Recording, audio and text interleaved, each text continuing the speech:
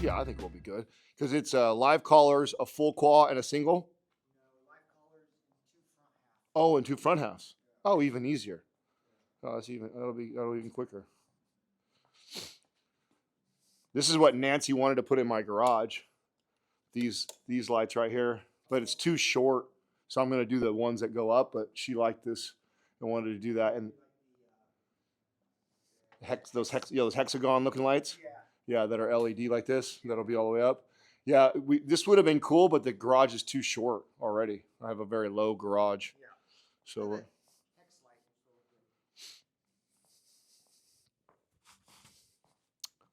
I'm gonna do a little update, Dylan, too, on what's going on, what we're doing. What the plan is for the final 2 weeks of cutting. So a couple things that I'm really excited and interested to see is in this cut. Uh, I'm being really good about taking the EAAs. And when you cut, right, when you aggressively drop calories for an extended period of time like that, it's almost impossible to not lose some muscle. I mean, you're just going to. You're catabolic, I don't want to say 24/7, but quite a bit of the time, especially if you're in a good calorie deficit and consistent. And so the likelihood that you're going to lose a decent percentage of muscle is just kind of inevitable. And the goal, obviously, when you are in a cut, is to just mitigate that or minimize the amount that you lose. So, and this is the mistake that a lot of people make is they don't realize that when you're already in a calorie deficit and then you push the body harder in the workouts, you start ramping up cardio and you do intense hours and stairmaster stuff with it, you are sending a loud signal to the body that, hey, I'm not getting a lot of food and nutrients, and this guy is making me run and push its heart rate up high. We need to conserve energy. We need to learn to sustain off of this minimal amount of nutrients he's going to give me.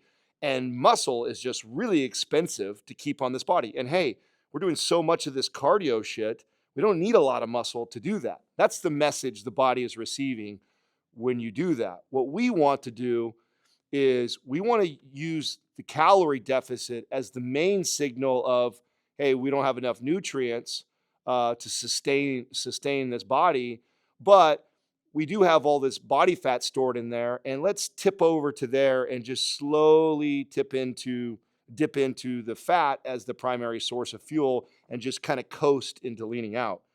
And it's, pushing it and forcing it will force the body to pare down muscle. And so you want to just kind of work with the body.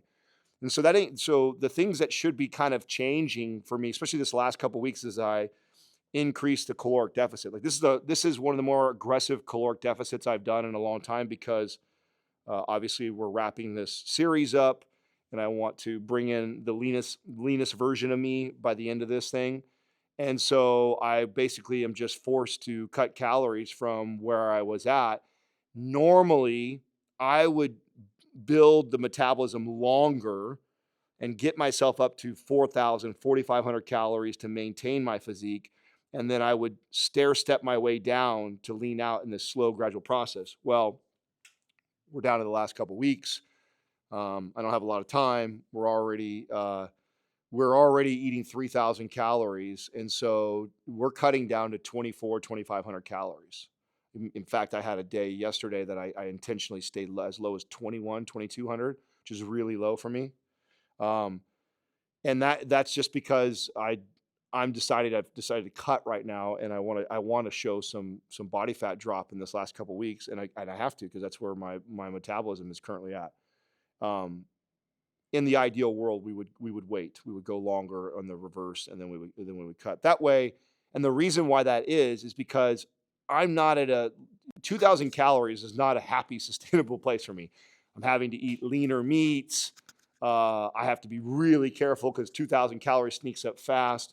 And so where I want to be when I go into a cut is in a very comfortable place, flexible on the fattier meats that are higher calorie, the ability to maybe have a day where I eat out dinner and overconsume a few hundred calories and it doesn't do doesn't add a bunch of body fat. And in the 2,000 calorie range, that's just not really flexible for me. 3,000 calories is a better place. So anyways, but what's going to be interesting is using these EAAs. I've cut enough times to have an idea of like, I'll probably lose a couple pounds of muscle in this cut on the way down. That if this is really low, that would be really impressive, especially since we've had to cut out legs. So I'm going to lose muscle in my legs. Damn, what was that? You see what that was? Camaro. Oh, it was. You saw the lizard. That's why. So that's going to be the probably the most frustrating part is I have to stop the legs right now. I did a little bit of leg extensions last night and some calf raises, but even the eccentric portion of the leg extension, right? So me coming down, your hamstring helps stabilize and resist that a little bit on the way down. Even that little bit of work made me tender in my hip. So I got to be really careful not to push much on the legs. And so I hope I keep a little bit of that muscle.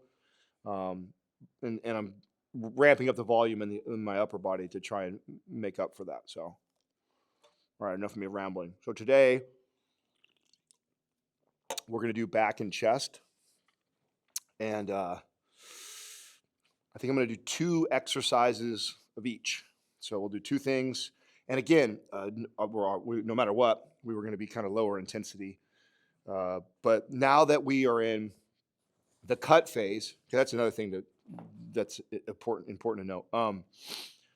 I used to tell my prep clients that I got ready for competing, that shows are won in the off season, not in the prep. Meaning when you start the cut to get ready to present your physique on stage, and this applies to anybody who's trying to get shredded, the work is actually the real hard work is already really done. Meaning you're not going to build any muscle in this cut on the way down. So the idea of pushing workouts where you're trying to hit PRs or ramp up the volume and intensity is not worth it, because you're not giving the body the nutrients to support that increased volume and intensity to even build muscle. And so we just want to sustain it during that time. And in fact, pushing the body that hard and that low of a calorie deficit doesn't the same, but similar to the body as if pushing in the cardio does, being low calorie. Is the body's like, hey, I ain't got what I need to build and do what you want me to do, and you pushing it more only makes it kind of revolt against you.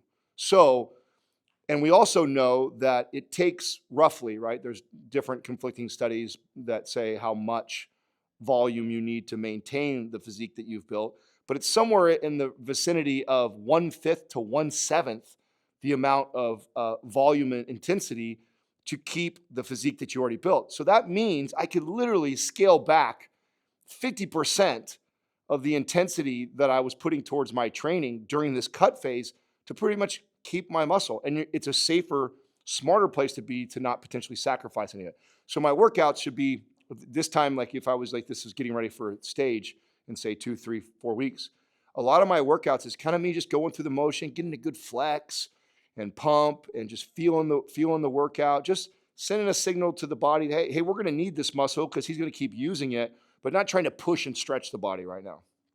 That's a mistake a lot of people make when they cut hard.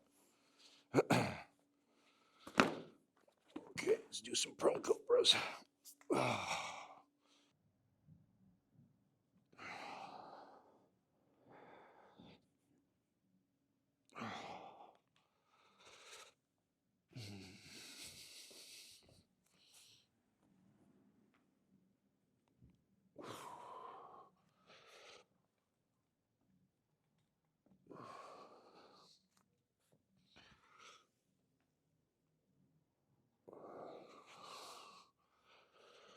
That's what we're missing is our music. I just realized how quiet it was. I figure you just like the serenity, relaxing. Yeah, if you want to let the people know that the Spotify playlist is in the description because they're still asking for it, even though it's been in there. So. I know. Okay, thank you. So the Spotify playlist is in the description below. But I thought I've been telling everybody for quite some time. You know what I think it is everybody has a hard time with we love to hate Adam is putting 2 and not the number 2. Yeah. That's what I think, at least. I don't know why they keep missing on that. I was actually just looking at the stats. I don't know if you've looked at it in a while, but it seems to be that people are coming on and kind of going through the whole thing, and the feedback I'm getting in DMs and stuff is that it's just a lot of content that we produce, and so people are telling me that they're really enjoying and getting value, which is the main priority for me, and they're just they're behind, they're behind 6-7 episodes or whatever, Yeah, I've been noticing since I've been delaying a few episodes now that some of the other views are starting to go up a little more. So I'm like, oh, okay, I think maybe people are getting time to catch up a little bit. Yeah, because it can be intimidating too when you get on and you see like a couple new episodes since you've last watched, and you're like, well, do I watch the newest one? Do I just keep going from where I'm at? Especially if you like get on and see one of the update ones first. You're like, oh, I need to watch the update though. I wonder if Doug can make like because I know he's doing a thing with Ranesh to build it all out in Kajabi. But probably what would be really cool is when I get a chance sometimes. I don't get the chance to watch all of them, but there's obviously moments. Josh is pretty good at catching these and making Instagram clips. But if we cut out all the fat and just left the stuff that was like pure tips. Yeah, tips, cues, you know what I'm saying? Like pure takeaways. I wonder how much we can condense it, and if we can make like this, almost like this highlight reel of just like all the stuff that people found valuable, Yeah. And I wonder if that could fit in like a single hour, Well, I'm glad it worked out that we can at least get this done, because tomorrow is going to be really hard. I was looking at our schedule. Tomorrow is going to be crazy, so worked out better, you and I. Oh, so the audience knows I did go to the gym. I have been doing, on my days that it looks like I'm gonna have a hard time hitting 10,000 steps, I have done list cardio, so low intensity, steady state, which is walking, or in this case elliptical, because elliptical is easier on my hamstring. But even that, today I was so fucking mad. I woke up and my hamstring definitely is still hurting. Just gonna have to take it slow on that. Just doing elliptical work fired it up. What about driving? Do you notice it while driving at all? Or what side is it? It's my left. Oh, okay. So not really. Yeah, the left, it doesn't really bother me though. And walking and elliptical stuff doesn't start bothering me until about 30 minutes of consistently doing it. Then it starts to kind of get aggravated. And it's more annoying than it is really painful right now. Like, it's like sort of the touch for sure and feels bruised, but it's not crippling. It gives me a little bit of a gimp. All right, we are gonna do some easy back stuff to start us, and then we'll get into chest. I think I'm gonna do a lat pull down, and then I'll do a row. Actually, you know what we might do? No, you know what? I don't want to have to. Yeah, God, it's so funny. You have these little injuries, and there's a lot of things that I want to do, and then I realize, oh, that's going to bother that. I was thinking I was going to do a lat pull down and superset into a row, but probably not a good idea.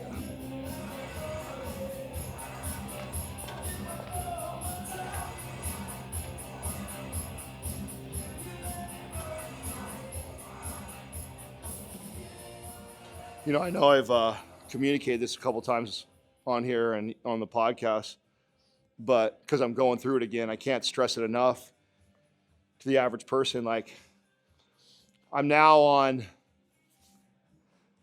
I think I'm like 12 days of like really dieting and leaning out as far as controlled calories. And I truly feel like I look worse. And it's because of what I talked about before, how it sucks all that glycogen out of the muscles and you get this flat look. So it's really tough to like stay the course and stay focused when you're disciplining yourself to not eat, you're hungry all the time, you're doing all this extra work, you feel like you're dialed and consistent, and then the reflection in the mirror is showing me, oh man, I was happier 2 weeks ago when I was eating more and looked that way. And so I think in the past, in my 20s, this is about the time where I would course correct and be like, I don't want to try and get any leaner because I don't like the way I'm looking. It's so there's like this in between stage. Reminds me of like getting a haircut.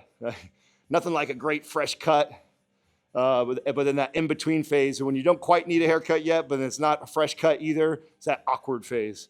Your body is the same way. You get this like awkward phase of cutting where you're not quite happy with the way you look and feel. And so you get discouraged really easy. And that's even me, right? As many times I've done this, I still go, gosh, I don't like the way they look and feel. I mean, I already feel like my arms aren't filling out, my muscle bellies feel soft, and then you add in you're hungry and irritable a little bit. I do think the psychological part is one of the hardest things.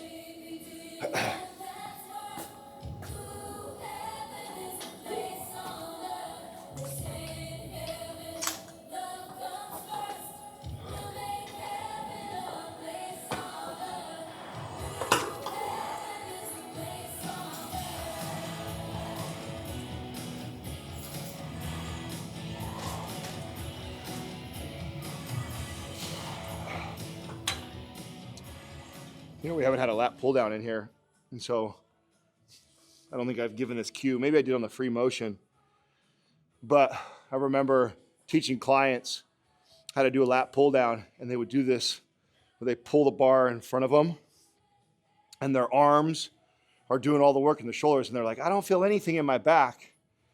And the reason why they don't feel in their back is they're not getting the shoulders retracted and engaging the lats when they pull down. Well, that's complicated for the average person who's learning how to do that movement. And so like one of my favorite cues of coaching somebody is as they have that bar, I would have them pull down like right to the bridge of their nose. And then I'd say, okay, hold it right there. And I'd do this with a really light weight so they could hold it. It's not struggling. You want to make sure you do that with a really easy weight for them to first get the concept down. And so they get it there. I say, okay, now that you have it held right there, now, instead of you trying to pull the bar down to your chest, I want you to try and pull your chest up to the bar. And that little cue would cue the client to basically retract and depress their shoulders. Now, you tell a client, retract and depress your shoulders, that's going to go right over their head. But you tell them, lift your chest up to the bar, and they'll kick into that position. And then that is where the lats will start to engage and squeeze. That's step one of getting good or performing the lat pull down correctly. Step two is that after you get them to be able to do that, now they're, okay, I got it, I feel it in my back now, awesome. The next thing they do wrong is when the weight comes up, right away the shoulders roll forward and the arms kind of take the resistance on the way back. And the eccentric portion, the negative of the exercise, is as important, if not more important, than the entire movement. We can build as much muscle or more muscle in that portion of the exercise. So we want to keep tension on the muscle that we're targeting. So after they get that squeeze and I tell them, pinch your back, squeeze it, now I'd be like, okay, now slowly let your arms out, but keep your back flexed. So keep that squeezing feeling as you come up. That way, the lats are resisting the bar coming up, and it's not that they just flex and then they let the bar go shooting back up. And then we can get to like even more advanced stuff where you intentionally roll the shoulders forward. I'll explain that when we get to the seated row.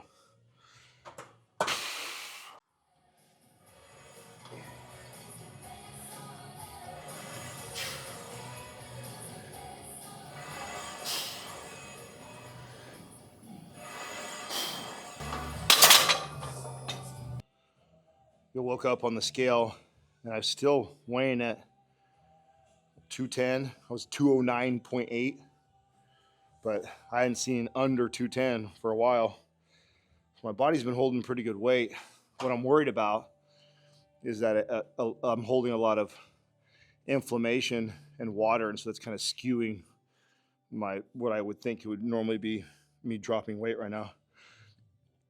I should be dropping weight a little bit faster because the lack of leg training combined with low calorie, I would think up my scale weight would go a little bit faster. But I think what I'm seeing is a little bit of systemic inflammation because of the injury. And so it's just kind of holding a little more water than I normally would hold.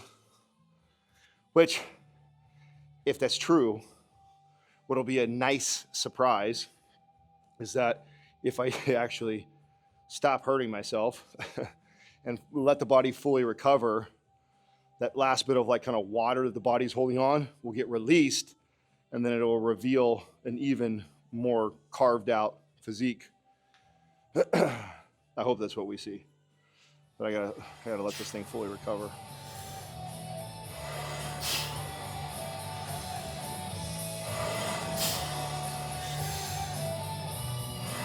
I'm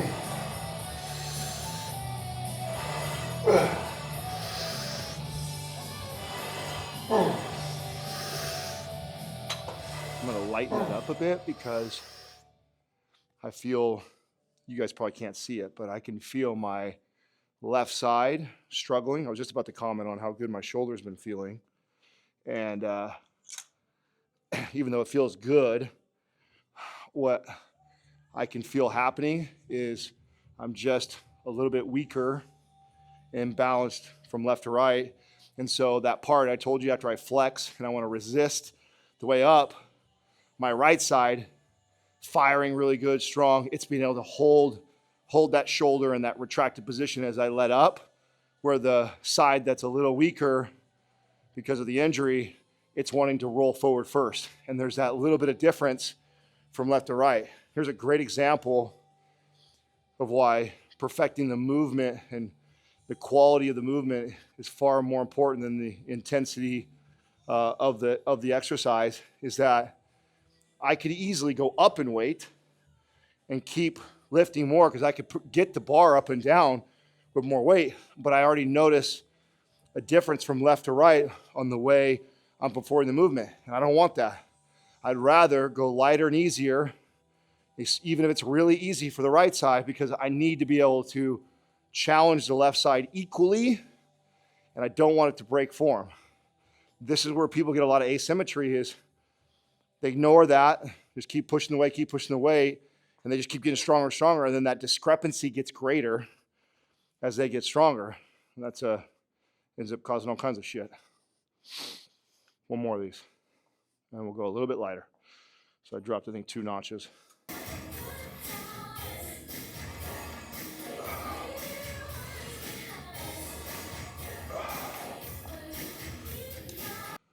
So I was talking about like levels of doing this, and there's like beginner teaching rules and levels to like what I talked about with the pulling the bar down, then pull the chest, and then learning how to cue a client. And so when I first teach somebody a seated row, it looks different than how I do a seated row, and I'll explain why. So it's really tough for a client who doesn't understand retracting and depressing the shoulders to keep themselves in that position. And so when I teach somebody, the first phase of them learning how to do this, I keep them in a fixed position. Meaning I want their torso upright. I'll tell them to draw on their core, chest is up high, shoulders retracted and depressed, and they're going to be in this rigid, fixed position. And all I'm doing is I'm sticking my fingers in their back going, pinch your back, pinch my fingers. And they're squeezing the shoulder blades together, And I'm just getting them competent in learning how to retract those shoulders and keep them in that position, even when weight's pulling them the opposite direction. That's a skill in itself that most people that just start don't know how to do. And so you'll teach that. And then let's say you've had that client for a long time, or you're somebody who's been doing that for a long time, and you've got that down. You do a back workout, you feel it in your back, you do those rows, You definitely feel it in the rhomboids and the lats. Like you're like, I feel it. Okay, cool. Now, let's talk about taking those lats through a fuller range of motion. So now I'll allow the client to actually roll the shoulders forward. And the rolling of the shoulders forward actually puts the lats in a greater stretch position. And because that client understands how to retract and get back, they now can stretch the lats all the way out. And then they engage the shoulders and come back and get a good squeeze. Let the lats stretch all the way out and then engage and come back again. If you don't teach the first step first, and you have like these advanced bodybuilders or trainers online that are arguing over which way is the right way, how to do this exercise, where you'll miss the mark is not understanding how to meet a client where they're currently at. In my experience, all the people I've trained, I have to start them in the more fixed position first before I can advance them to how I would train the lats.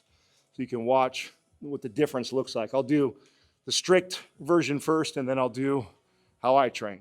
So strict, just constantly, chest is high, squeezing that back.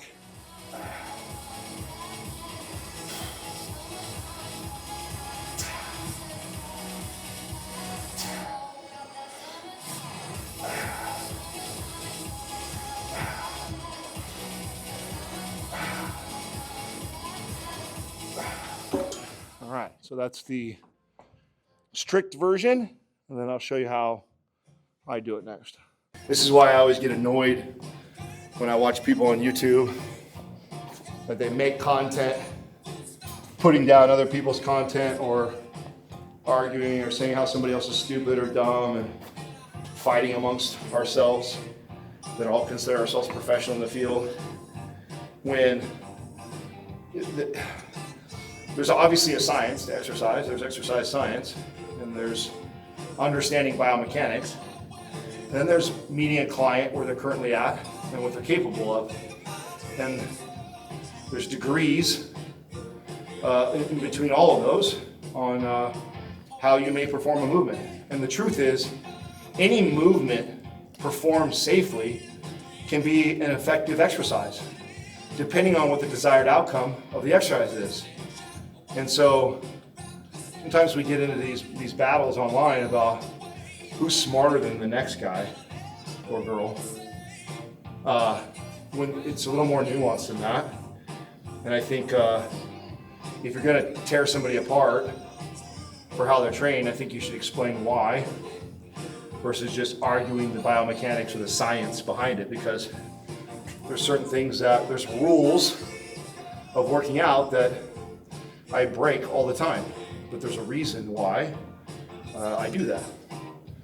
So maybe we can get this culture of working together to help everybody, since we're all fighting the same thing, right? Everybody that's in this space claims that we're trying to help all these obese, out of shape people. Maybe we put a little more energy and focus in that direction instead of tearing each other down. Or not. Come at me.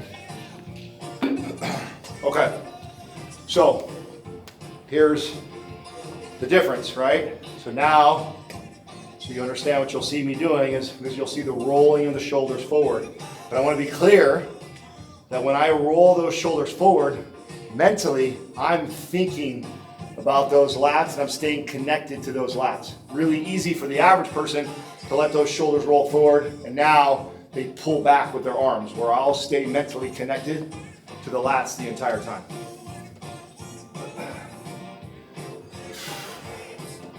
This is what it'll look like. Full stretch. Full stretch.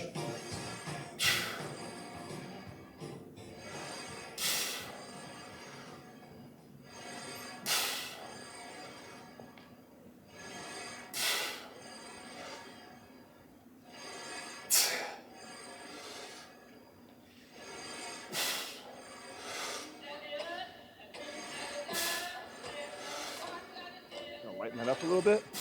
Same thing again, that left side, I feel a little bit of discrepancy.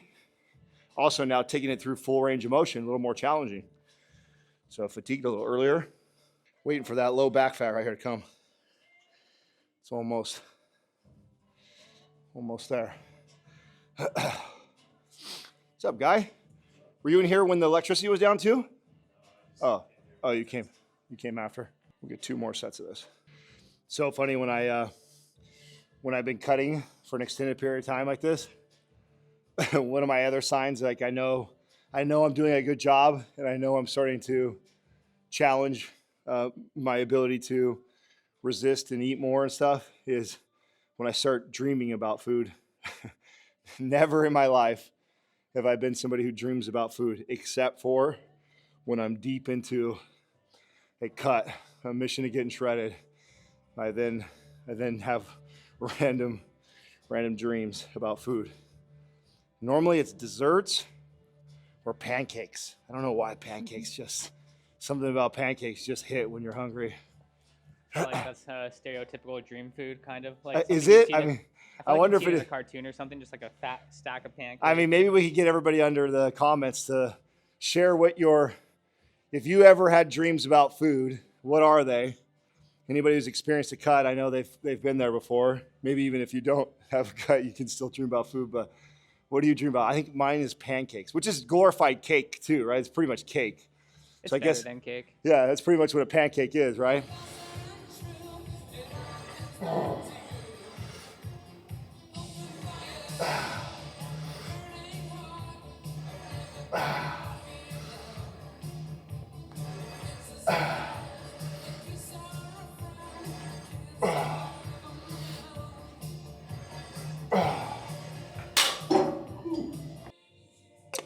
All right, one more of that seated row. Then we'll do a dumbbell incline press. And then we'll finish up on some flies. And then maybe we'll do a little physique check. I was just thinking about a diet strategy when I'm really low calories. Well, let's first talk about when I'm bulking or building. When I'm bulking and building, I do things like first thing when I wake up, I try and eat something light to kick up the appetite so I can eat again. And I have to stay on my schedule like every 2 hours, even if I'm not that hungry. Hey, it's time to eat again, and kind of eating. That's what it looks like when bulking. When I switch over to a cut, I try and take advantage of any of those times when I don't feel really hungry. And if I don't feel really hungry, I'll stretch a meal time out. Like this morning, we didn't have to come into work. And so I slept in a little bit, took my time getting ready. I didn't need to eat right away, and I didn't feel like I was starving yet, even though I went to bed hungry. And so I'll stretch those hours out, especially when I'm just kind of moseying around. And especially after a long night of not sleeping. So especially after waking up, because I went to bed low and depleted, definitely through the whole night, I've completely depleted all those stores. So as I'm kind of getting around, showering, my body's metabolizing and using fat to kind of help me. So I'm sitting there, I'm slowly leaning out, right? As soon as I eat, that gets converted over to glucose, then my body uses it as fuel. So same thing happens after this workout. After this workout, I'll have depleted those tanks again, because again, we're kind of always we're not filling them all the way up, we're giving them a little bit. I'll have depleted again, and again, body switches over to use fat as its kind of fuel. And instead of like rushing to get a meal and chasing the anabolic window, which is splitting hair difference for you, shouldn't worry about it. I'll just go, I'm okay, because I don't know about you guys, but after I get done with a workout, my appetite isn't like really roaring. It's not until I kind of heart rate comes down, I relax a little bit, then the appetite kicks up. So I'll intentionally stretch the next meal out even further. And then just helps when I'm low calorie. All right, last one. Those are creatine gummies for anybody that's worried. I'm not eating Sour Patch Kids.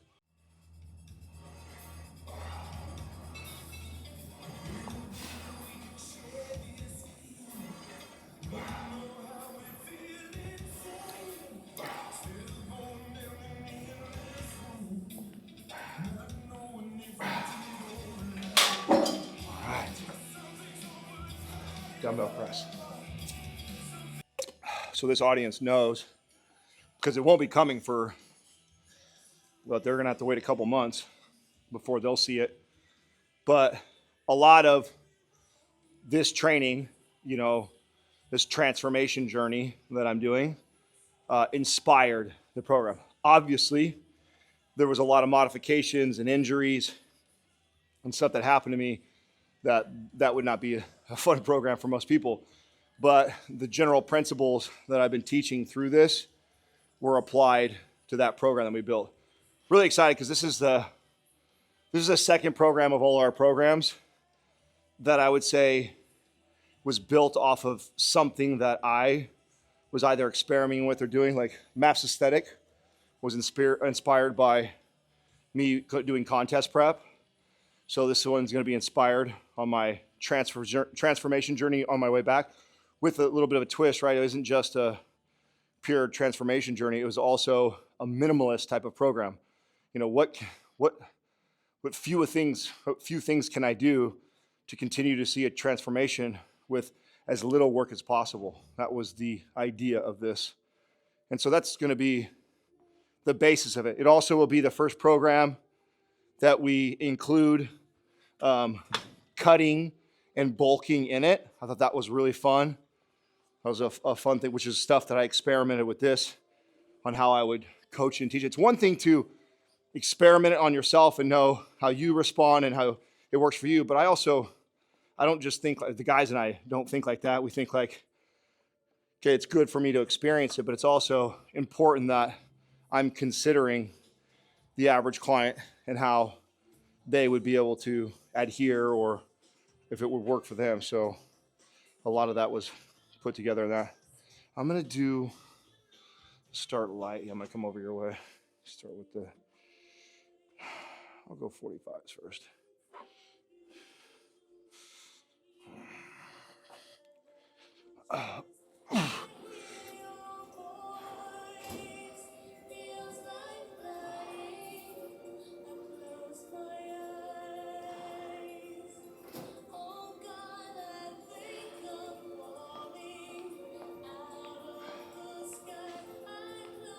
Can't tell you how hard it is to not want to really push the chest, because it feels better, but it doesn't feel normal still.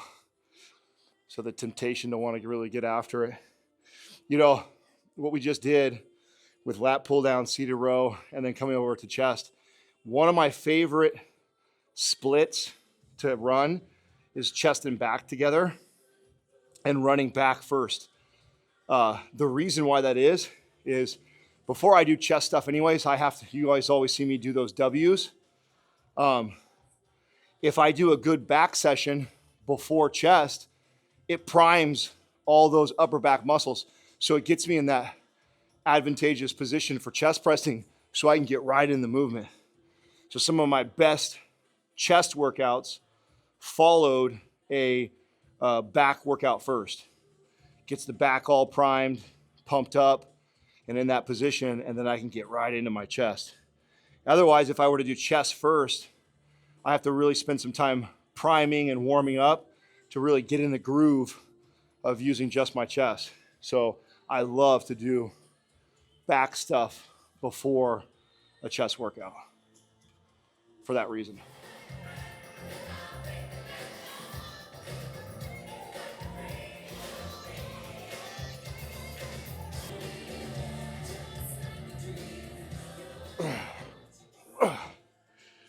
Still feels light, but good enough to feel it, so we'll stay there.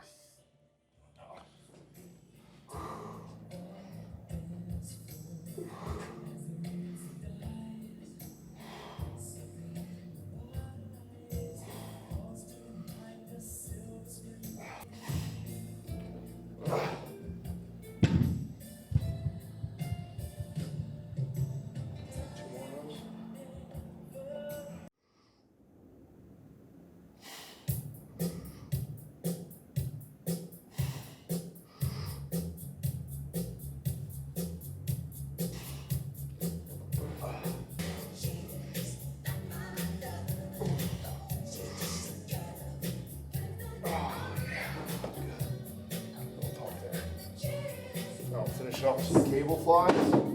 The one thing that we didn't plan for with this machine is I wish that Had more space to go that way. yeah, so you could cable fly in the mirror, because then Yeah. these mirrors don't line up on the other side either.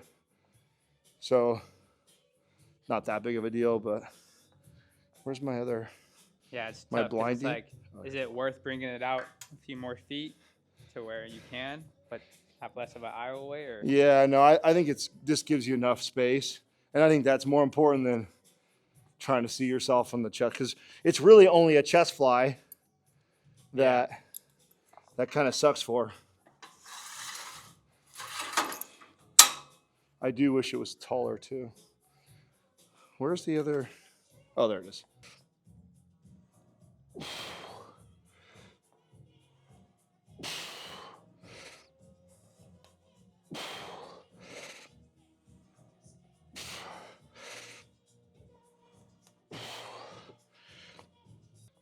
Are we current on the Mind Pump TV, or there's one more to be edited right now? there's one more right now. There's one more to be edited right now. The one of you and Kyle I just got up this morning. Oh, that just went up? Yeah. Oh, I wanted to watch that. I got roasted in that. Fuck. I'm so glad though I had him, because that was the whole point of having him keep an eye on me like that. Is like there was little cues that he gave, and right away I could feel the difference. You know, Yeah. show you the value of having a good trainer or coach keeping an eye on you, Yeah. So no matter how advanced you are. so far people seem appreciative too of just the vulnerability aspect of it and Oh, having okay. someone else. I was wondering too what people would think is not the most fun thing to watch. Although I honestly don't think any of this is that fun to watch, but I think that's why the other stuff does so well, right? The hype shit, the pushing hard, sweats dripping, you know, monster pump, supersetting, you know, slamming weights, grunting, groaning. Like we gravitate towards that.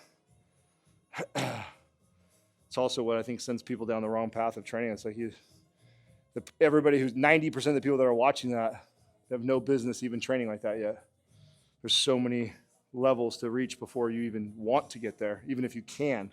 That's the other thing too, is maybe you can do it. Doesn't mean it's the right thing for you to do. Difference between what you can tolerate and what's optimal is different.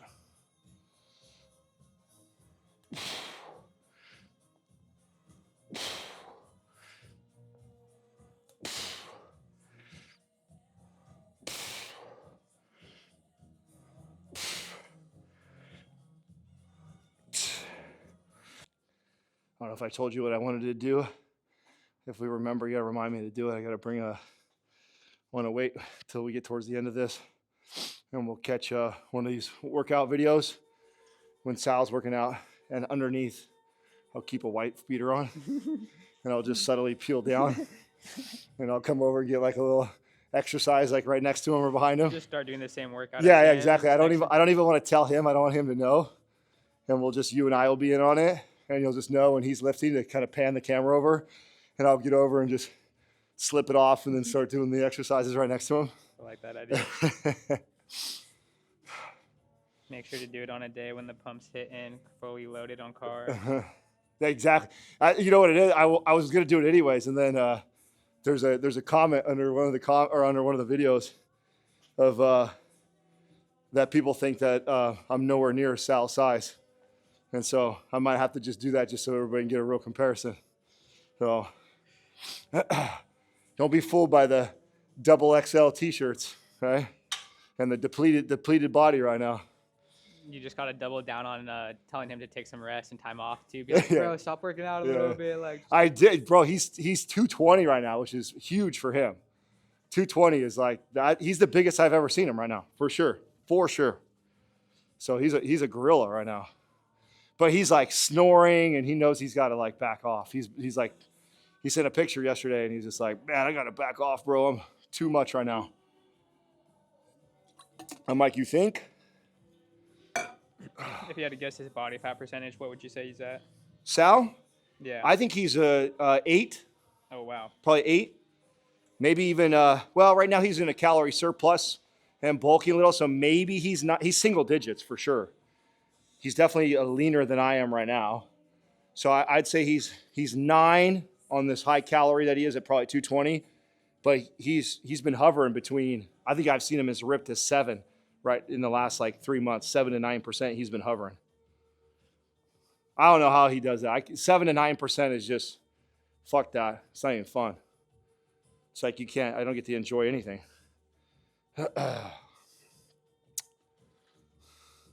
We already passed where I like to be. where we initially get that 12% is like that's a cool, especially for 43-year-old me. It's like stronger than most kids, like half my age. I'm still not embarrassed to take my shirt off at the pool. Wife still gets turned on by me. Checking all the boxes, dude. And I can have a piece of cake every once in a while. That's what I'm talking about.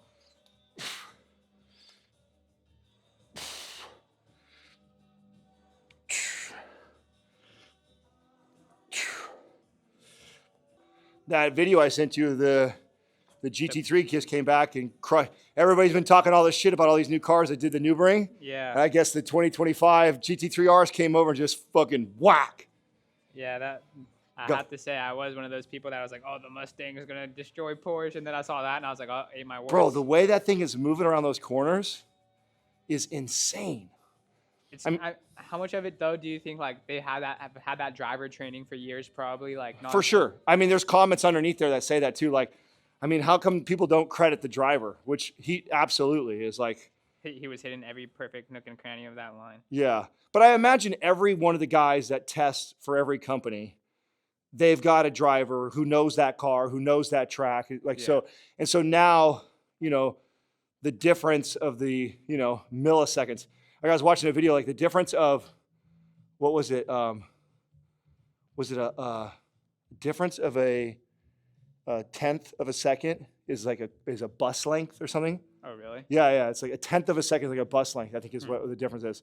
And like a second is like a super long. I think that was what that makes sense. It was way longer than what I thought. I was like, holy shit, that's a good length. So when you see these times and someone shaved a second or 2 or 3 seconds, that's like a lifetime in racing, Yeah. So I would imagine most of these guys are really, really good at the Newbury. They're really, really good at driving that model of a car because they obviously Ford and Porsche, they want to represent the best they can. So they definitely get somebody who knows what they're doing. I wonder what the process is for it. Like if you have to go to school, driving school, or like if you have to be an I imagine they're all pros. Driver. Yeah, I imagine they're all pro drivers. Yeah, for sure. I also saw what's his name? What's Carlos Larec or whatever for Ferrari and Carlos Sainz driving the Ferrari's new one that's supposed to replace the LaFerrari. They were driving it, talking about how crazy it is.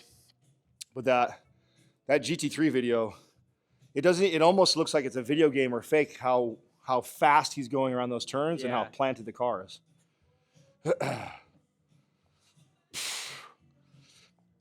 Yeah, he probably has that track mapped out in his brain.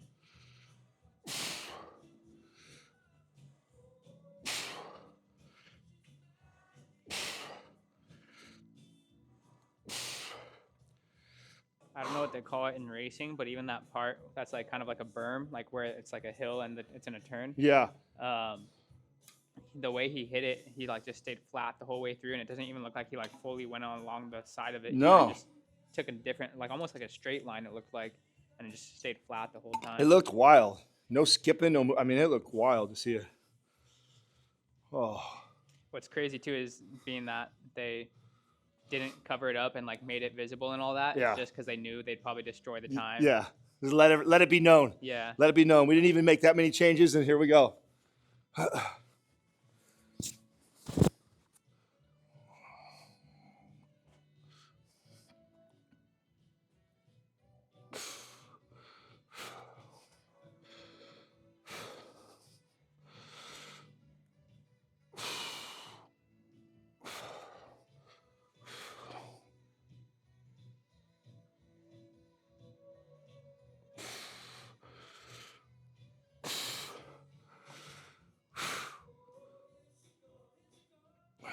Yeah, we're probably down another %, if I had to guess. The way I know is this right here. So as soon as this As soon as this goes right here, you'll see this deep line.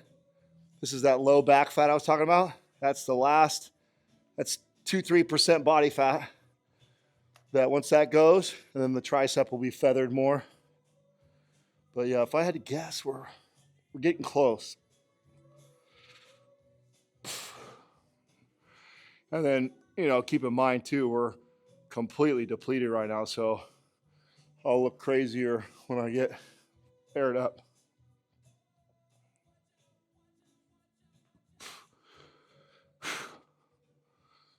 Oh, God.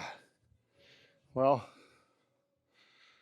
not bad for a handicapped guy who's trying to piece these workouts together.